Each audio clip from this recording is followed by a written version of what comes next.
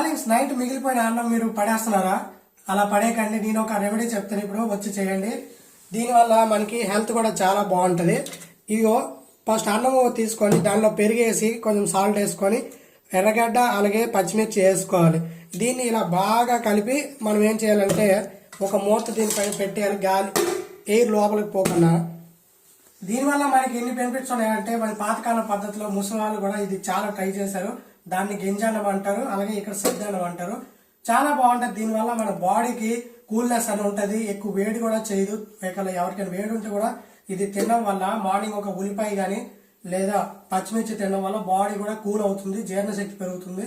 ఎన్నో బెనిఫిట్స్ ఉన్నాయి. ఇలాంటి బెనిఫిట్స్ మీరు వదులుకోకండి. దీని ముందు బిర్యానీ కూడా వేస్తే ఎక్కువ కొలెస్ట్రాల్ కూడా పెరిగిపోతుంది. బిర్యానీ వల్ల ఫ్యాట్ కూడా వస్తుంది. దీని వల్ల ఎటువంటి ఫ్యాట్ కూడా ఉండదు, ఉండేది కరిగిపోతుంది. డైలీ మార్నింగ్ ఒకసారి ట్రై చేయండి నేను చెప్పినట్టు. అండ్ సబ్స్క్రైబ్ చేయడం మాత్రం మర్చిపోకండి. గంట కొట్టను, అది ముఖ్యం.